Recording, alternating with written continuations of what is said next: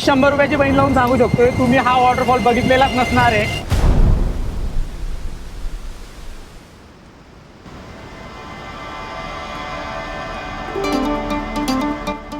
गवतळा अभयारण्यातला हा जो वॉटरफॉल आहे तो खूप अंडररेटेड आहे.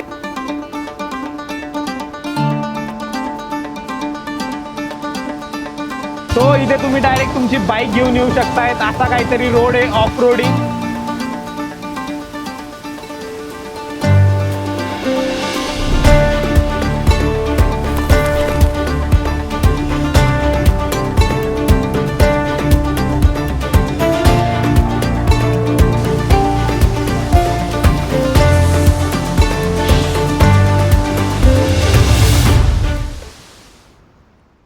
आपण आलोय गवतळा अभयारण्यात एक अंडररेटेड वॉटरफॉल एक्सप्लोर करण्यासाठी. हिडन पण म्हणू शकतोय कारण खूप लोकांना हा वॉटरफॉल माहीतच नाहीये. तुम्ही हा व्हिडिओ पूर्ण बघा. मी तुम्हाला या वॉटरफॉलची पूर्ण डिटेल्स देतो, इथे कसं यायचं, कसं एक्सप्लोर करायचं. आणि आपण स्टार्ट करूया या व्हिडिओला टाइम वेस्ट न करता. Let's go.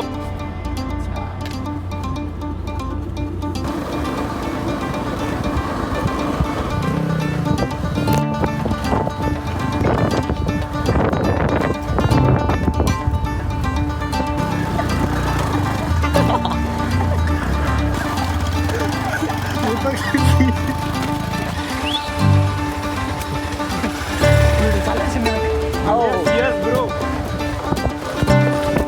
Wipe with Ron.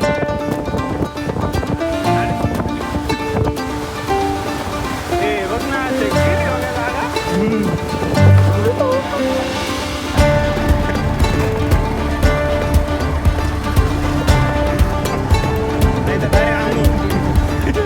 काय पण म्हणा, रस्ता एक नंबर आहे. परत जम्प करेल ती गाडी.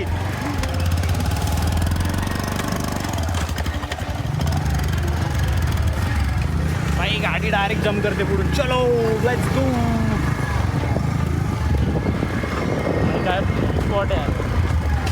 आंघोळ गेली असते आपण इथे नाही रे. थोडं निवांत अजून थोडं. भाई आम्हाला ना भाई टाईमच पुरत नाही. आम्हाला वाटलं तो 2 तास लागेल यायला, आम्हाला लागली 4 तास. लेट निघालो. कारण हे खूप सुंदर आहे इथे आंघोळ वगैरे करायला.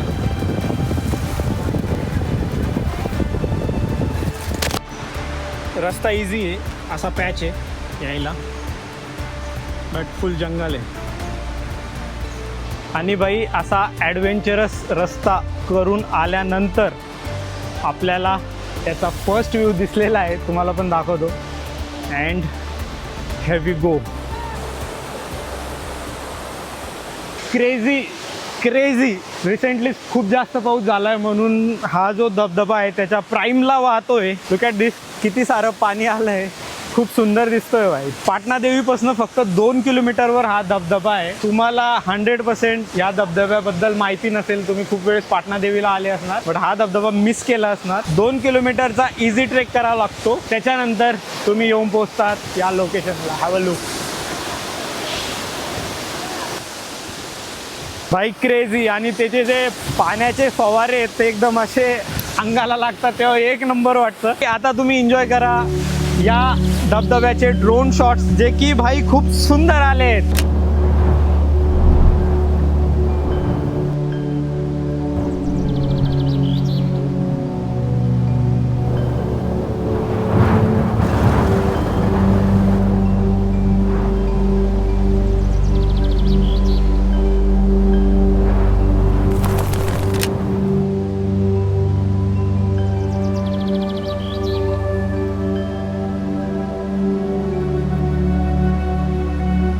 होता केदारकुंड धबधबा, गवताळा अभयारण्यामधला एक सुंदर धबधबा जो अंडररेटेड होता. खूप लोकांना माहिती नव्हतं, बट आय होप तुम्ही हा व्हिडिओ बघशाल आणि इथे नक्की व्हिजिट कराल.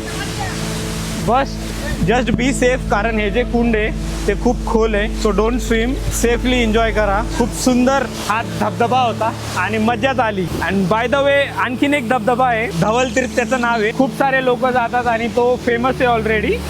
मंदिराच्या पाठीमागे जे जवळ आहे, त्याला एवढं लांब यायला नाही लागत. सो मी रिकमेंड करेल की तो तुम्ही स्किप करा आणि ह्या धबधब्याला नक्की विजिट करा. त्याला पाणी लागलं होतं आता 4 बाय इथे का? म्हणजे 3:30 वाजता चालू झालं. आता 3-4 दिवस अगोदर ना? हो तुम्ही शुक्रवारी येणार होता. हा शुक्रवारी बाई एवढा पाऊस झाला इथे. तर हा जो पूल आहे बसला होता आपण स्वप्नात. इथं पूर्ण पाणी होतं आणि मंदिर बंद होतं काही तासांसाठी. एंट्रीच भेटत नव्हती, नाहीतर आपल्याला फ्रायडेलाच यायचं होतं. आणि लुक ॲट दिस पाणी क्लीन. इकडं व्ह्यू पण खूप सुंदर. काही खूप सुंदर जागा आहे ॲक्च्युली. गुफा होती का? कोणत्या ठिकाणी? त्या ठिकाणी. अच्छा हीच का? इथे ही जागा येऊन गेली तिथे. झाकून टाकली. मे बी ते तपश्चर्या वगैरे करत असेल मध्ये आहे ना? बरोबर. म्हणजे ह्या जागेचं खूप महत्त्व आहे खूप महत्त्व आहे ना? बट लोकांना माहिती नाही. बरोबर. लोकांना फक्त इथं आल्यानंतर फक्त पाटणा देवीच माहिती. बस बस बस पाटणा देवीलाच फिरतात, बट आजूबाजूचे जे स्पॉट्स आहेत ते खूप लोकांना नाही माहिती. त्याच्यासाठीच बसू येतात. बरोबर. बसवा, हां हां स्वच्छता वगैरे ठेवा बा तुम्ही. बरोबर बरोबर. तर बसा, नाही तर नको बस.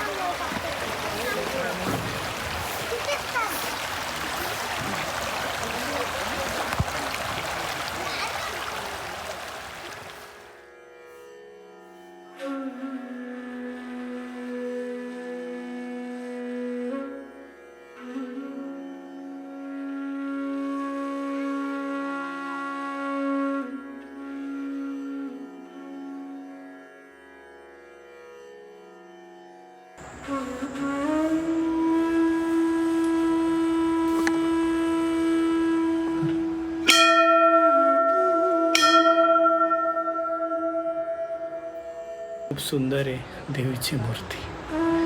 चंडिका देवी. पाटणा हे गाव आहे म्हणून त्याला पाटणा देवी म्हणतात, बट ॲक्च्युली देवीचं जे नाव आहे ते चंडिका देवी आहे.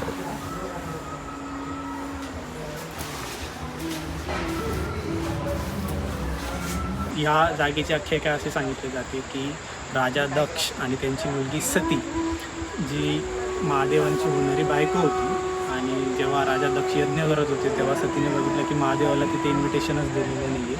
तर हे बघून सतीने त्या यज्ञात उडी घेतली, आणि हे जेव्हा महादेवांना कळालं तेव्हा त्यांनी सतीचं जे शव आहे ते उचलून फुल क्रोधामध्ये तिसरा डोळा उघडून ते एकदम रौद्ररूप धारण करून कैलासाकडे निघाले. आणि हे बघून सगळेच देव वगैरे घाबरले.